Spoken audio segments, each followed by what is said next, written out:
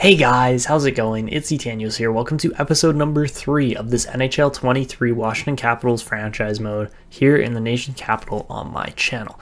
Today we are getting into the 2023 NHL entry draft, which actually just took place in real life. And apart from that, we're going to get into a lot of comments today. We're going to complete the draft. We're going to complete the off season, and that's probably where we'll wrap it up. But we got a lot of comments from the last video, and I'm really excited to get through those. So let's get to it. So one of the first comments here that I really think is going to be what kind of occurs in this episode came from Braden Cream saying you should try to draft Stromberg and Michkov. That is the plan. That is what we're trying to do here because, again, if we get Michkov, it's the next Ovechkin level Russian goal scorer. And then Stromberg has a lot of parallels to a guy like Niklas Backstrom, so that would be really cool to have like the second come in of those guys. After that, Nicholas Zealand said, if it was me, I would get rid of and trade Kuzi and Mantha. They are paid too much and deliver so little points. You can trade them for draft picks or making the team younger. Go for like Troy Terry or Clayton Keller. They are paid less to deliver more points. Plus, you can qualify RFAs for more picks. Also, you could get rid of 2 birds with 1 stone, trade Kuzi and Mantha for the second to Chicago, and possibly a depth player. So, yes, that would be a very good trade. I think that is what we're going to try to do, but we'll see if Chicago's even willing to trade the 3rd overall pick. That's going to be a tough one to move there, but we'll see what happens.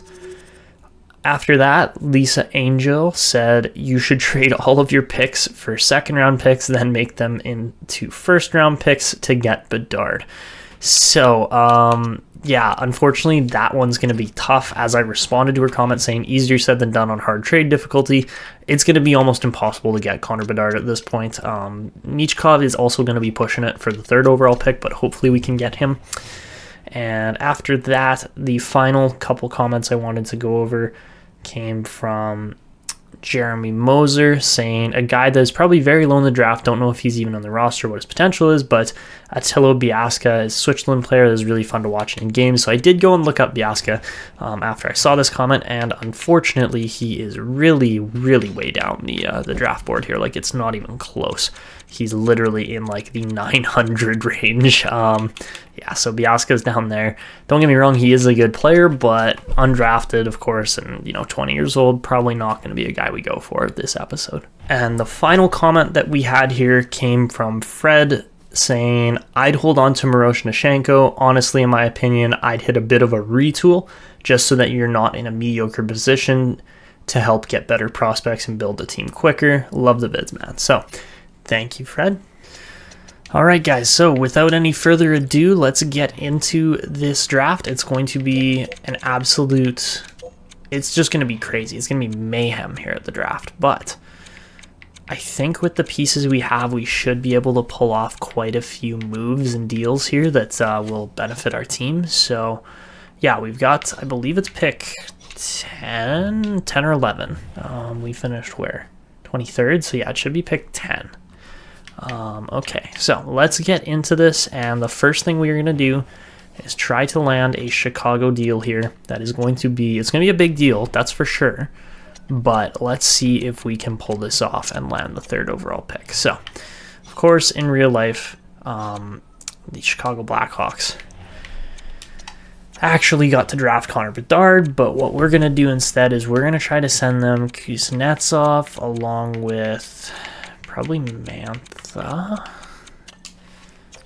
Kuznetsov, Mantha, and we're probably going to have to throw something else in here. We could probably go with the fake Ludwig Persson here that I made that isn't actually our real prospect. But at the same time, Chicago's going to have too many skaters then. So with that being the case, maybe we try to go out and get, I don't know, let's see, do they have any skaters matching the block at all? No, they do not. All right, so let's go with 2 really low-end kind of pieces in Johnson and Peary, and that might be enough to get this done. Okay, so this is the first deal we're going to try. I think it's a bit of an overpayment, to be completely honest, but if that's what it takes to get Matvei Michkov, that's what we're going to do. And that doesn't go through. Okay, so that makes everything a lot more difficult now, because that means we're going to have to trade another piece, whether it's a prospect or somebody like that. Maybe we trade Gabe Vilardi in this too. I don't want to, but we're probably going to have to here. But of course, Connor Bedard's going to end up on the Arizona Coyotes there. Doesn't really surprise anybody. I think Bedard coming to the desert is actually a really good move for the Coyotes as far as just saving their franchise kind of goes. So we'll go, okay, let's try this. So the 3 lowest end players in the 3rd overall pick in exchange for Evgeny Kuznetsov, who again has been rumored to want out. Gabe Vilardi, and did we get Ludwig Persson? We did not. Oh yeah, we did. Okay, so that should be...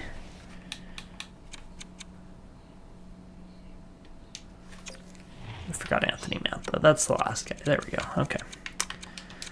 Okay, so now let's see if this deal goes through. It's still a bit low. Oh no. Okay. So the last thing I'm going to throw in here is going to be, let's do a 2026 second round pick. And that's complete overpayment, but it's for the 3rd overall pick. That should go through, and it does. All right, so that is the absolutely massive trade that it takes to get Matvei Michkov. And yeah, that's just a huge deal. All right, so we're going to sim to our 3rd overall pick. Adam Fantilli will be the other side of the Pittsburgh-Washington rivalry here now, so that's really going to be a scary force we're going to have to deal with. But without any further ado here, let's take Matvei Michkov.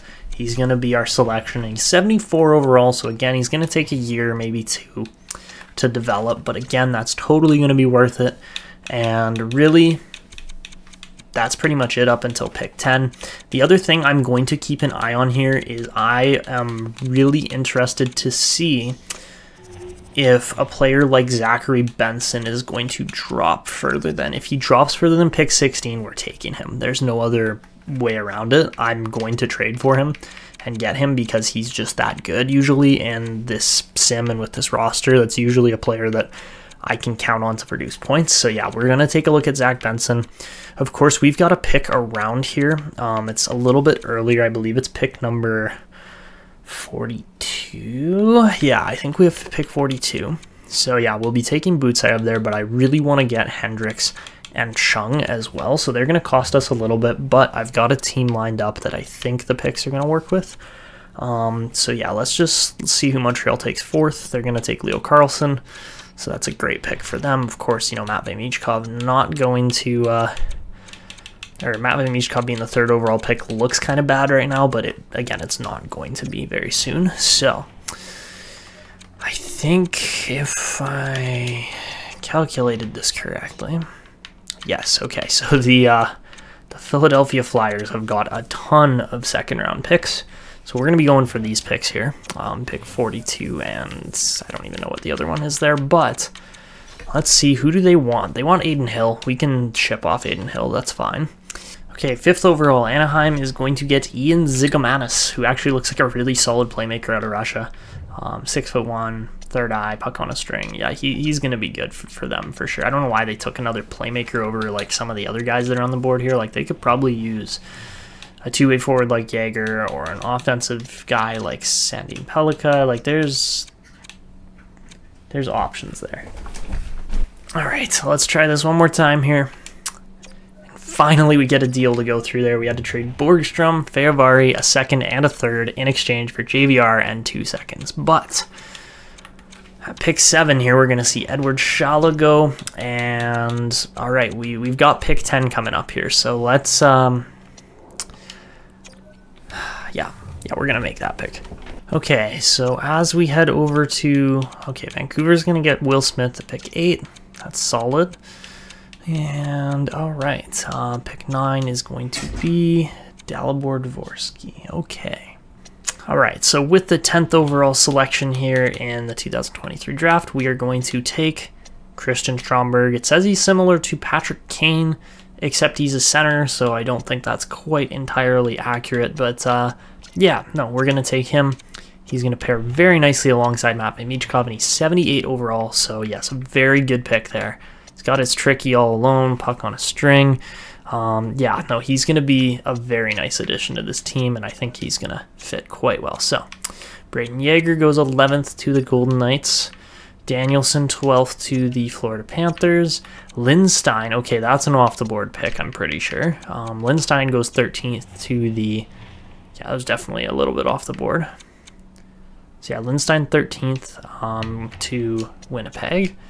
Let's see, Crystal 14th, all right. Riley Height, okay, that was another off-the-board pick, I believe. So we're at pick 16. I wonder if the Islanders would be willing to trade this pick. I don't think they will, but you never know. Nope, they don't want to trade it. All right. What about Calgary? Let's try the Flames because they're the next pick. And man, oh man, if Benson's still on the board, we are going to want to take him. And no trades found. Great. Okay.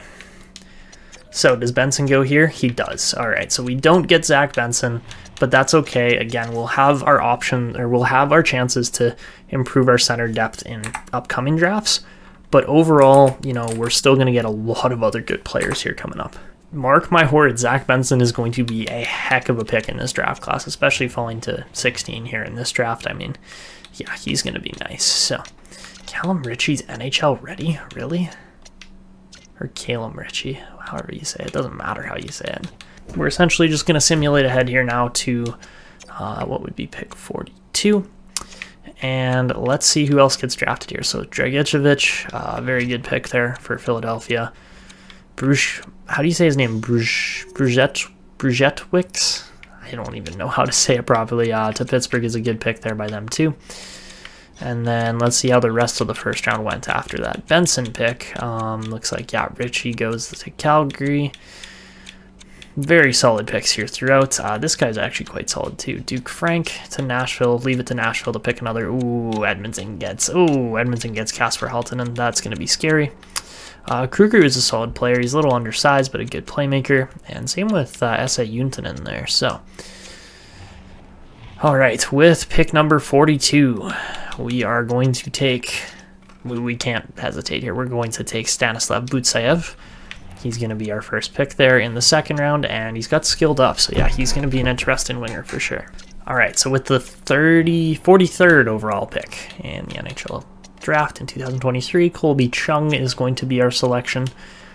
And he's going to be 64 overall. He's a sniper on the left wing. Again, he's got that right-handed shot. Going to be really solid. And again, honestly, I think we're getting too many wingers here for what we already have, because we've got Miroschnichenko, we just got Michkov, we just got Butsayev and Chung, and then of course we are going to also sim over here and pick up what is going to be, what's his name here? Corey Hendrix, undersized player again, but 1 year ETA. He's going to be in, oh, he's 71 overall. Okay, yeah, I thought he was going to be a little bit higher, 1 year ETA, but I was kind of hoping to be like 73, 74. But honestly, going to be a really good right-sided playmaker again. And yeah, I'm super happy with that. So after those picks, we're going to sim to the third round here. We're going to see Renberg and a couple other players get drafted that are probably going to be pretty solid locks. But Oda was okay. He wasn't anything super special, just 65 overall.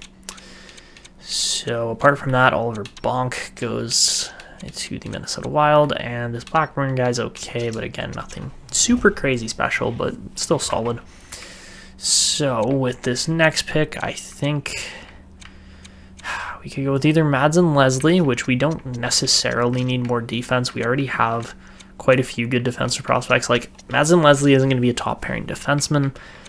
He's probably going to be, well, he's going to be top 4, I know, from this roster, but I'm kind of interested on this Luke Giordano guy. So let's take him instead, because again, we don't really need, like, we need winger depth. So again, Giordano fits there because he can play both sides. And third round pick, you know, he's solid, so we'll take him. Sim over to pick 106. And let's see, at just after this, let's see who else was good. Gruber would have been a decent pick. We could have taken him. Ratzlaff was okay. And yeah, Mads and Leslie goes to the Seattle Krakens. That's a really good pick by them. And all right, after that, we are going to start going off the board here a little bit more with our picks. Not super crazy off the board, but like off the board enough. So I'm going to skip over this Carlson guy because we just picked like 5 wingers. And I'm going to take this Zachariah Kemp guy here. I'm really hoping he's elite. I think he's going to be. And he is indeed. Let's go. So he's 47 overall, but, you know, solid size at 6'2", 190 pounds. And he's just got nowhere to go but up with that rating and potential. So, all right, after Kemp, who else was a solid pick in here? Blomqvist is always good. I forget he exists half the time. But yeah, okay. How was that other guy that we passed on? Where is he? I don't know if he even got picked in this round. I don't think he did. All right. In the next round, Clarkson, yeah, okay, he's a low top 9, so we made the right decision there. But at pick number 138 now, we're going to start kind of just going off of my short list more so than anywhere else. So yeah, you guys can see here with the short list, we've got quite a few players. I don't know why we're scouting Wisniewski. He doesn't look very good, but for at least the next 3 picks or so, by the looks of it, we're going to be going with, yeah, Samsonov will probably be the next pick. Then we'll go with Ramirez, who's a guaranteed lock, and then Chance to end off the draft. So yeah, let's start off with Kirill Samsonov, and he's 51 rated low elite, very solid defenseman on the right side, and yeah, again, just another prospect builder kind of player. It isn't necessarily going to be a lock for the NHL, but hopefully he will be. Actually, how is this Joel Johnson? Or Janssen. He's a very solid player. All right, after Kirill Samsonov, not too much else going on here in round 5. Yeah, that could have been a much better round. Okay, so at pick 170, again, we're just going to stick with our picks. We're going to take the lock here in Dustin Ramirez. And he's, of course, a low elite. He's 51 rated as well on the left side this time. So you have 5th and 6th round picks. If either of those guys turn out to even be top 6 level defensemen at some point, those are wins of picks right there. So, yeah, I'm really happy with how those 2 picks turned out. Let's see, fringe starter there in Sundstrom. Wow, this is a really weak draft overall. I thought this was going to be better. Like, usually this draft class is. So, we could go with a guy like Byron McBain. We could go with a few different guys. I'm going to stick with what is hopefully going to be at least a medium backup goalie. Hopefully a fringe or even an elite. But if he's, you know, just a starter, that'd be okay, and he is. Okay, so that's actually a really good 7th round pick, Clifford Chance, 48 rated medium starter. Again, we'll see if he turns out. Lots of development needed there still, but we're just going to sim right through the rest of this. This draft's over, and there you have it, guys. That is more or less kind of the draft, like the prototypical result I wanted when I was trying to plan through and get all these players for the draft. Honestly, all those picks turned out. They're all looking like they have some hope or shot at the NHL. And man, oh man, if we get, let's see, 2, 4, 6, 8, 10 guys on our roster out of one draft, that would be a phenomenal draft year. So keep an eye on this first 2023 NHL entry draft for the Washington Capitals. It could be a big one for sure. Of course, you know, lots of other teams got some great picks too. Honestly, Arizona didn't do much after Bedard, that's for sure. We had one of the best draft classes available there, just based on where our picks landed. Honestly, Seattle usually does fairly well at the draft too. They did okay. It wasn't bad, but again, not super great.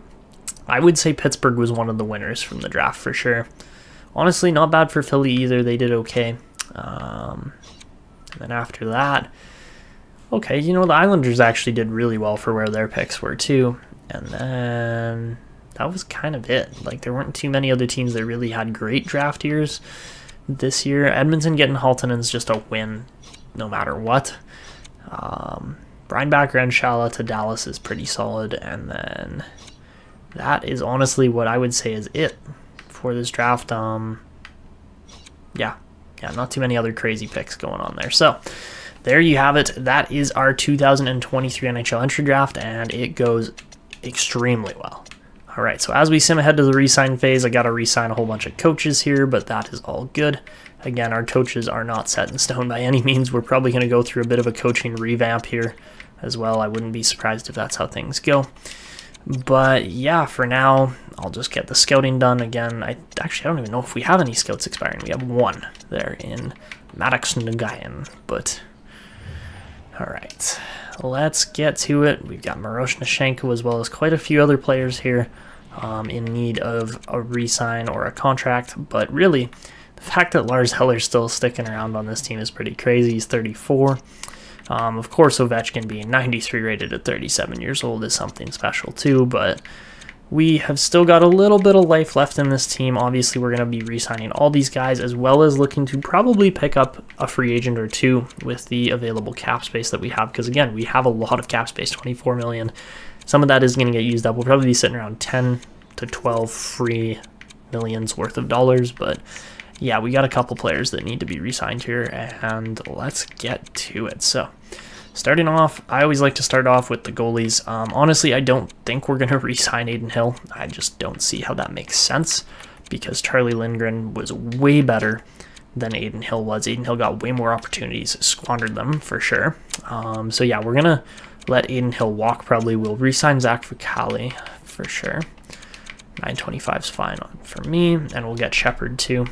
So with those two, that's going to be it for goalies. I'm actually going to buy out Lindgren, or sorry, not Lindgren, but Adin Hill there. We just don't need him. And then we're going to re-sign K'Andre Miller. Sign him until he's 27.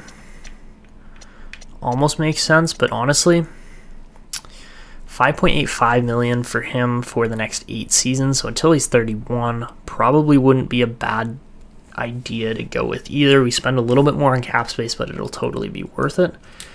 So let's start with around how much we're going to pay him here. I think it's going to be probably about $5.5 million or so, but let's see. So we're using the rule of 85 again. If you guys don't know this, I've preached it in my other videos, but 0.85 times whatever the asking price is, that is how you do this. So 5.875, I cleared my calculator by accident.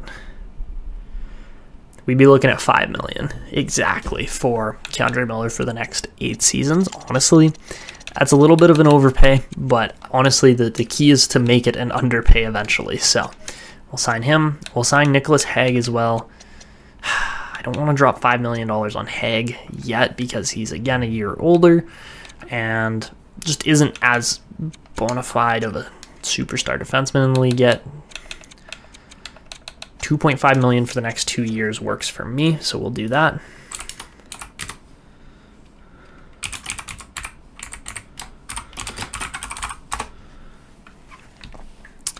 After that, let's go with Johnson because Nick Jensen doesn't want to re-sign with our team, so if that's the case, we can let him walk. I could care less. Again, this team isn't going to be super competitive, but they're going to be somewhat competitive.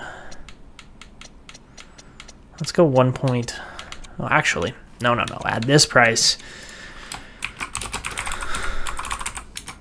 we're going to get Alexeyev on an 8-year deal at 1.625. I'm not even going to, like, 0.85 this because it's such a cheap deal. $1.625 million for a top 6 defenseman is absolutely going to be worth every dollar of it. So we'll do that one. After that, we don't really have a whole bunch of defensemen that are like competing for NHL spots below there. So we'll just re-sign these guys to like 1 or 2 year deals. I'm okay with doing that because, again, this is just depth system kind of stuff that is going to help with our team's, you know, overall progression and production. But again, we have prospects down in the system already that are competing for roster spots. We have guys like Iorio, who's just going to eat up minutes in the AHL until he gets better. Things like that. Like, there are options here. Drew Krebs, that would be Dylan Krebs. There's Dylan? No, Peyton Krebs' brother. We're going to sign there.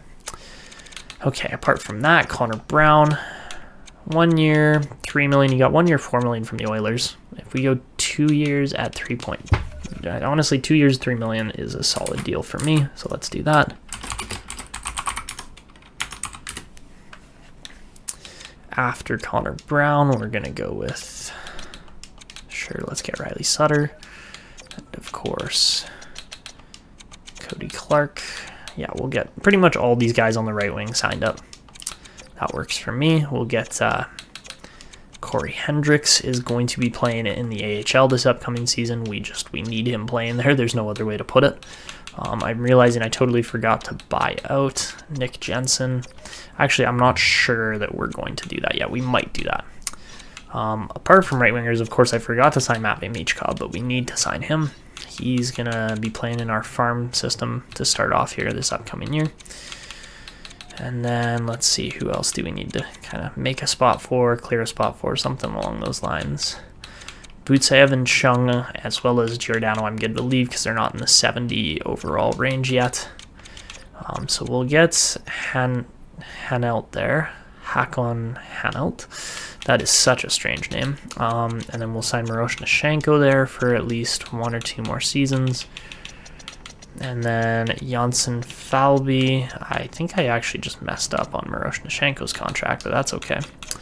We'll do those. Carl Hagelin, again, another depth piece for this team. No problems there. Brendan Peary, we'll get him. And then, of course, JVR. Let's go 2 years at $2.7 million. That works for me. After that, I think we're going to put Christian Stromberg in the system too, meaning we're going to have to clear up a couple roster spots, and that works for me as far as just going like release. We're just going to, yeah, get rid of quite a few guys here at center more so. Because again, well, Lars Eller's going to want a good little chunk of money there.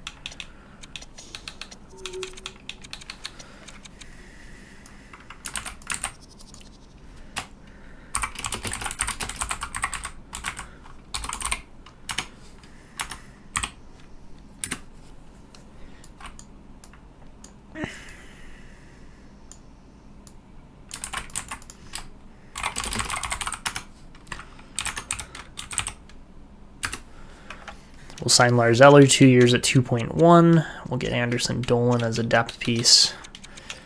And then Stromberg's going to get a contract offered, as well as Garrett Pilon, I think. Yep, I did get the name right there. Normally I don't. And all right, after that, Skarbasa we will sign too, but then we're going to release a guy like Cody Eakin, because again, we just don't really need him. So yeah, there are all our contracts. I'm sure I've miscalculated at least 1 or 2 as far as not having enough roster spots for all the rookies we just signed. So if we look at unsigned guys here, I offered 1, 2, 3. Okay, maybe not. I offered 3. We have 4 roster spots open. So hopefully that all works out. So yeah, let's advance a day, see who we get back from these re-signings. And the team is definitely going to have a bit of a different complexion this upcoming season, but that is okay. So we get Jack Johnson. We don't get Keandre Miller. He wants more money. Same with JVR, who wants to win now. We do get Nick Hague. We don't get Lars Eller. Okay. We do get Janssen Falby. We don't get Irwin. We don't get Brown. We don't get... Oh my goodness. Wow. Okay. So apparently everybody hated playing for us this year, which, I mean... Don't get me wrong, makes sense. We did get that Alexeyev contract, though, so that's huge. We also do get Miroschnichenko back. Brendan Peary doesn't want to play for us. Matvei Michkov does. Same with Halnut, Krebs, Rietz, Grieser. We do get Corey Hendrix and Christian Stromberg. All right, so we have quite a few guys that were like, nah, go die. Kick sand, whatever you want to call it. All right, so now we jack the prices up. All right, $2.5 million for the next 2 years for Lars Eller. That's a complete overpayment, but we're gonna do that. 2 years at, let's go 3.5 for Connor Brown. I'm okay with that. Keandre Miller is gonna be even more money, which is crazy. Let's go 5.5. He's going to be a top 4 defenseman, so that's not a horrendous contract. It's just not great either. JVR for 2 years. Again, I offered $3 million. He's not going to take it, so let's go 3.5. Because we need some of those wingers to play on the team still. Brendan Peary, let's go 2 years at 1.25. I'm okay with that. Carl Hagelin, 1.2. Matt Irwin didn't get enough money, I guess. All right, so let's advance on those. We do get Keandre Miller for 5.5. We get JVR. Lars Eller, Matt Irwin, Connor Brown. Okay, so we got everybody there. Perfect. So yeah, Nick Jensen's the only one that we haven't signed yet. We got $8.5 million left. I think we're going to let Jensen walk because overall, looking at our defense here, we got enough guys. We got 1, 2, 3, 4, 5, 6, 7 potential NHL top 6 guys, so that's good. And all right, let's go to free agency, see what is available for signings. And all right, so while we didn't necessarily stick with the comment of trading Kuznetsov and Mantha for a guy like Clayton Kelly or somebody like that, we did manage to hold on to a ton of our prospects, which is about as good as we can get right now with this team. We still got the, you know, kind of oldies here, or the oldie squad going, as far as guys like Oshie, Eller, Backstrom, of course Ovechkin, Carlson. Those guys are all here to make an impact, here to play to win, and that's what we're going to try to set up with them as far as signing some good free agent contracts. But yeah, we'll see how this goes. All right, so the big fish in here this year are guys like Pacioretty, Tarasenko, Pavelski. They want big money, and it's not really surprising that they do. So our goal now is to find some budget deals that are really going to help push this team to a winning level without breaking the bank. So out of all of our team's depth and needs, I think a right shot D, a top 4 right shot D, is probably in our best interest to pursue. Apart from that, maybe a center would be something we could also go after, but honestly, I'm kind of interested in going after a guy like Klingberg here.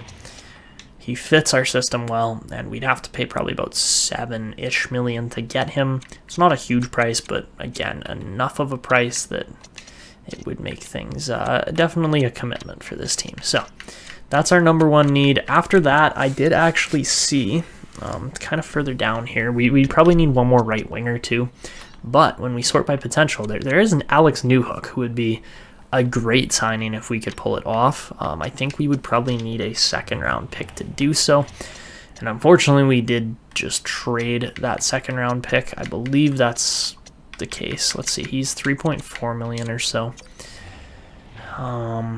So yeah, he would be, we would need this year's 2nd round pick. I'm trying to remember where we traded that now. I gotta look. We traded that one to Philly, so Philadelphia, you want to give us our pick back quickly? Because that would be great if you could, but they probably won't. Maybe we trade 2/3 for it. Does that work? That might work. Oh, okay. What if we trade 3 third-round picks in exchange for it? That would be really funny.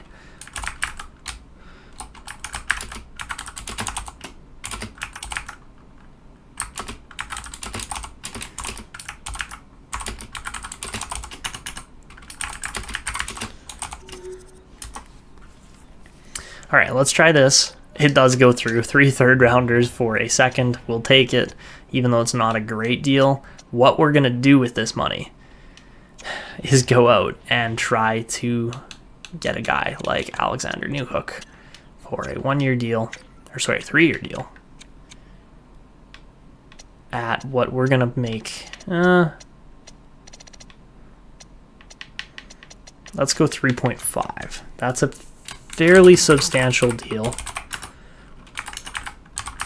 It's not a huge deal, but it's not a bad deal by any means. So yes, we'll give up the 2nd round pick to try and offer sheet Newhook. Apart from that, we are going to still make an attempt at Klingberg. We're going to have to clear up probably about $2.5 to $3.5 million worth of cap space to do so. But I think we can do that just by trading away Alexander Iafallo. Alexander. I think everybody's called him Alex. Yeah, I don't think Alexander is even his full name necessarily. But we can get a 4th and a 7th rounder back in exchange for Iafallo. Or we could get Oliver Bonk, which isn't a bad addition necessarily either. We could get a 4th and a 5th, potentially. Or you could get a 3rd from Toronto. I mean, if Toronto was willing to do that, I can't really turn down a 3rd round pick in this upcoming draft. Although we get a 3rd and a 7th rather than oh no, 3rd and a 7th from either of those teams. I think we go with the Minnesota picks. I just think Minnesota's not going to do quite as good as Toronto, but then again, you never know. So let's make this trade as well. We're just absolutely trade crazy here. But yes, we will send Iafallo away for a 2024 3rd, which again, we don't have right now as we just traded it away. And 2024 7th, which again is not a bad deal at all for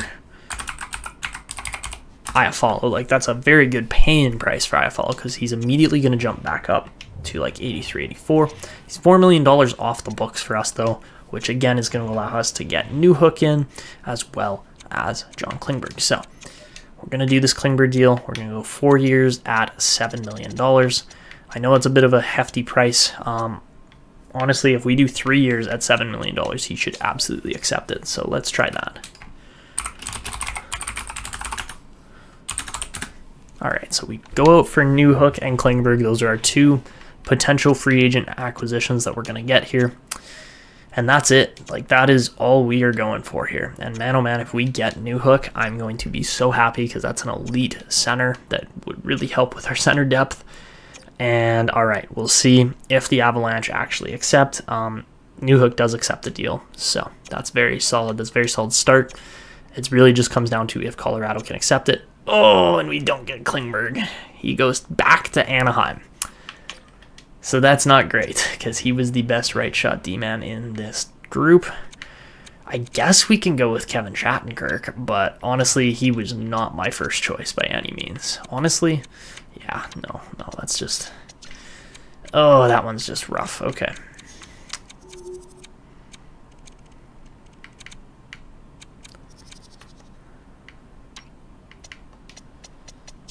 I'm just going to wait. Oh, actually, I don't know if we can wait here.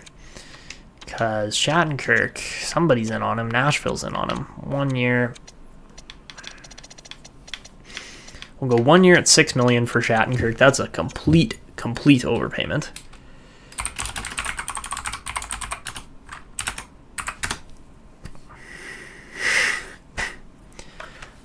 But in doing so with that, we'd be getting an offensive defenseman that plays second pairing. And all right, our offer sheet does go through, and we are going to get Alex Newhook. That is an absolutely gorgeous pickup for our team. We could get a second and a fourth in exchange for Brown and Johnson. We're not going to do that as much as we could potentially pick up picks. But Kevin Shattenkirk is going to sign the 1 year, $6 million deal. So our second choice goes through there again. I wish we had gotten Klingberg. I should have paid like 7.5, maybe a little bit more, or matched the 4 year term, one of those two. Either way, I messed it up just enough that we didn't get him. So instead, we just stick with what we got here. And yeah, I will see you guys at the start of the next season to kind of go over our team. Vancouver's really offering 2 second-round picks in exchange for Lars Eller and Jack Johnson.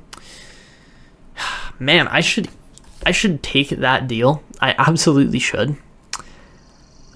But it would mean trading away one guy that I want to keep in Lars Eller, and then giving up a depth defenseman that we don't need to give up either.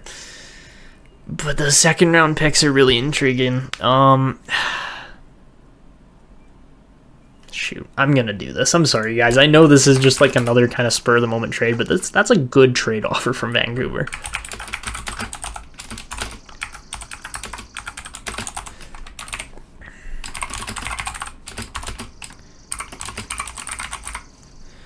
So, in accepting this, we're going to hit the brakes here on the simulation.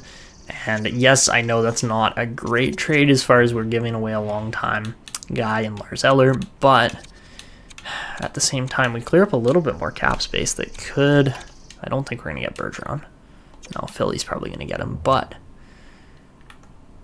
You know, we could potentially go get Joe Pavelski instead. 1 year at... We don't have $6 million, but we have 5. If we could go 5.5 for Joe, I don't think he's going to take it. But man, that would be a cool signing for sure. Okay, so... In lieu of replacing Jack Johnson, we're going to go out and get Nick Jensen in exchange, or not in exchange, but for $2 million for the next 2 years. So So we'll do that one because, again, I don't think we're going to get Joe Pavelski. I mean, if we do, that'd be great, but we'll see. And then apart from that, we need a center. David Krejci's a little bit too expensive. Who else is like a solid center in here? There really aren't too many others. Okay, so let's go for another depth center signing here. Let's go for Brett Howden. 1.5 for the next 2 years. I think that would be a really solid deal too.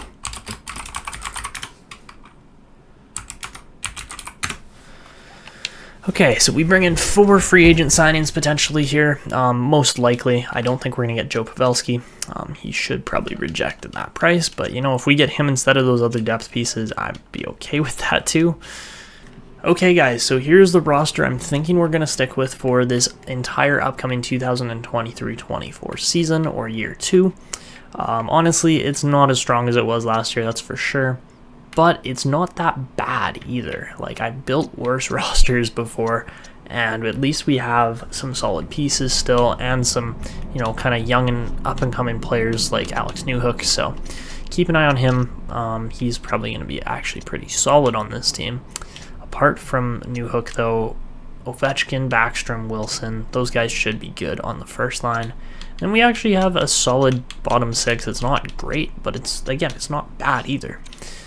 As far as defense goes, we've got Nick Hague and Nate Schmidt playing second pairing, and Keandre Miller, who we just paid $5.5 million a year to, is playing on our bottom line. So not the best scenario there. It's not bad, but it's really not that great either for how much we're paying him. Like, we're paying our bottom pairing $11.5 million, paying our second pairing only $8 million.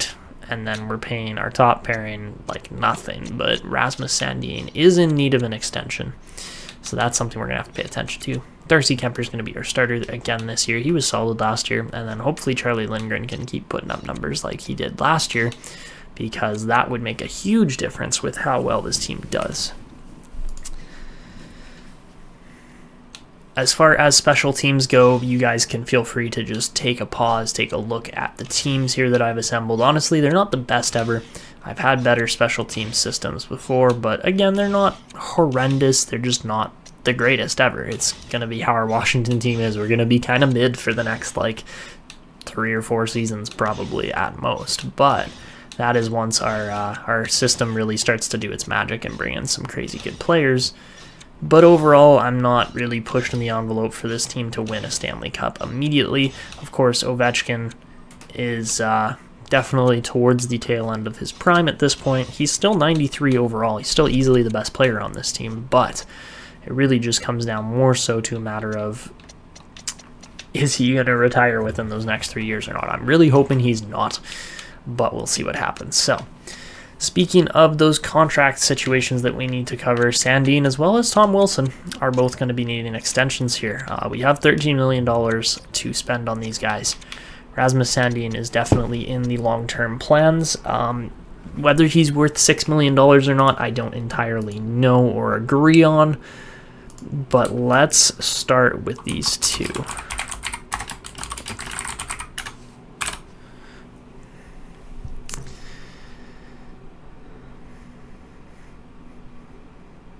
Alright, so at 6.075, we'd be looking at a $1.75 million contract. We're going to send him a $5.175 million contract, but we're going to send Sandin a $5.25 million contract just to make sure he sticks with the team.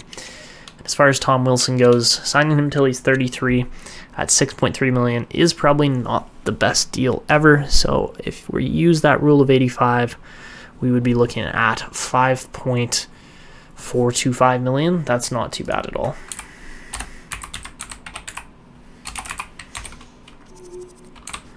And that would be for the next 4 seasons. Again, that's a big chunk of change, but also not that much in relation to everything else and how much everybody else costs. Connor McMichael, we're going to get for $1.1 million for the next 8 years. That is for sure a deal we want to sign. Being just 22 years old, that would take him all the way until he's 30, getting paid $1.1 million. That would be great. And then goalies aren't a situation or aren't an issue. So those are the 3 extensions we're going to toss out there. Looking at our AHL team here, it's going to be a bit of a different team for sure. As far as the compete level goes, of course, a guy like Christian Stromberg should really make this team competitive alongside guys like Ivan Miroschnichenko and Matvei Michkov. But Michkov, while he gets +5 chemistry on the top line with those other guys, I think we're going to leave him with Corey Hendrix to try and, you know, improve Hendrix's abilities a little bit. I think that'll really help. Having 2 playmakers alongside Michkov will also make him a little bit more deadly as far as what he can do on his line. So we're going to be relying heavily on goal scoring from those kind of top 6 guys. We've got Alexeyev and Iorio, or Iorio, however you say his name, on the first pairing. We've got Gabriel Carlson and Lucas Johansson on the second pairing. I'm realizing now Carlson should be on the left side as he's defensive. And then we've got Nardella and Matt Irwin on the bottom pairing there. Fucali and Bjorklund in net. And that is our system in the AHL. Of course, our power play just looks absolutely ridiculous as to how good it's going to be. But yeah, I'm really happy with where this team is currently at as far as the system goes. We've got lots of great pieces down there, and now it's really just sitting back, letting the magic do its, or letting the process do its work and let the magic happen there. But really, for this upcoming season, there are going to be some big name players at the top of the draft class that, of course, we would love to get, but will we? Probably not. So yeah, the first name there, Greg Hutchinson. I know this roster that we're playing with has Kiviaru set as a franchise defenseman. So that means that Greg Hutchinson is going to be a franchise left winger. Not that we need any more wingers. If anything, we actually need centers. Guys like Michael Haig, Tanner Howe, Clark Caswell, Berkeley Catton, guys like that. Those are probably the guys we need more so. Matthias Stutzla even. Like, there are... Who knows? Who knows how this draft class is going to turn out? It should be a good one as well. But I highly doubt we're actually going to have a top-end pick of any kind. So, yeah, that is how our team's looking right now. I'm going to do the initial preseason scouting on all these guys so that we'll have an idea of where they're sitting heading into this upcoming season. But yeah, I think this should be a really solid draft class coming up too, especially with the addition of that computer-generated franchise player. Of course, a lot of these other guys are real prospects, and that is what we're trying to stick with for this roster. But man, oh man, if we could get another kind of super crazy playmaking or power forward kind of center, that would really help this team out as far as the developmental trend and future success goes with the team. So guys, after our most recent draft, here's what I'm kind of looking at as far as team projection goes. I've written out where our players are currently sitting, where I'm projecting them to land, and we'll see how it goes. But really at this point, I do think we have a lot of pieces on our hands. Guys like, of course, we pretty much have our top line for the future assembled in Michkov, Stromberg, and Miroschnichenko. But after that, it kind of is up in the air as far as I do think Chung and Hendrix are probably going to end up on the second line. It's interchangeable between Chung and Butsayev. Either one of those guys could end up playing. I'm realizing now we're going to have to swap Butsayev's number backwards there probably. But yeah, we got Ludwig Persson. Of course, we just signed Connor McMichael, so he should be signing that contract soon. We got Giordano. Sandin's already in there. We got these two guys in Ramirez and Samsonov in the last draft. And then, of course, Alexeyev and Iorio are both projecting to be top 4 kind of defensemen in the future. We've got Kemp, who, again, is up in the air based on his development. Same with Garen Bjorklund. So really, at this point, we are mainly focused on a top-pairing offensive defenseman, a top 6 to probably elite power forward, and then a middle 6 winger power forward. So that's what we're relying on here to pick up over the next few drafts. This guy could potentially be... We could write this in as a two-way forward too. That is also an option, but yeah, we'll see how it goes. Of course, we have enough two-way defensemen in our system here that an offensive one would not hurt at all. Alright, so as we advance forward a couple days to hopefully get those contracts signed here to end off the video, let's see what happens. And we do indeed get Connor McMichael for a stupidly cheap price. And then apart from that, we could go full rebuild mode, but we're obviously not going to do that. Instead, we're going to try to stay semi-competitive here for Ovi, at least try to make the playoffs once or twice. We've been close, but again, didn't quite make it. So We do get Rasmus Sandin for $5.25 million over the next 8 seasons, and we get Tom Wilson at $5.45. So both very good signings there for our team. Into the regular season here, we're just simulating through preseason. Again, this stuff doesn't really matter. It's just a whole bunch of trade offers. But really, our team is hopefully going to be in a good spot here to actually compete. Obviously, they're not going to be crazy good, but it's either competing for a lottery pick or competing for a playoff spot. There's one of two. But Hutchinson's going to be a playmaker. Ooh, plays like Wayne Gretzky too. Man, that's going to be a fun one for sure. Obviously, Iorio could be that offensive defenseman that we're looking for. I highly doubt we end up that high up in the draft unless we get a crazy lucky lottery win or something like that. So really at this point, I think securing a center might be in our more doable interest. This guy looks interesting too, Matthias Stützle. NHL ready potentially. If he's a grinder, I honestly wouldn't be opposed to picking him up there. That's interesting for sure. But yeah, we got lots of scouting still waiting to come back. This Chase Alberts guy's probably going to be a low elite defensive defenseman or enforcer style player, but yes, there's still a lot more scouting for me to do. But anyways, that is probably where we're going to be wrapping up this video. If you guys enjoyed how the draft and the off season went this year, let me know what your reactions to it were in the comments. Of course, also let me know who we need to be targeting for this upcoming draft. I've kind of shown you what our team setup is currently looking like with our current prospects and future players. I'm still waiting on Nikolai Artyurkin here, or Artyukin, I think. It's something along those lines, but there's lots of players in here that we could potentially try to take a stab at. I'm actually really interested in Matthias Stützle because he's not huge, but if he's a grinder or power forward, he would be a very nice top 6 addition to our team, that's for sure. And we could potentially use other players we've drafted to get newer players that, you know, maybe are going to benefit our team a little more. But it should be an interesting season coming up. That is going to be it for this one, though. If you guys enjoyed, show your support down below as well with a like and subscription if you haven't already. And that is it for me. This is Evgeny signing out, and until next time.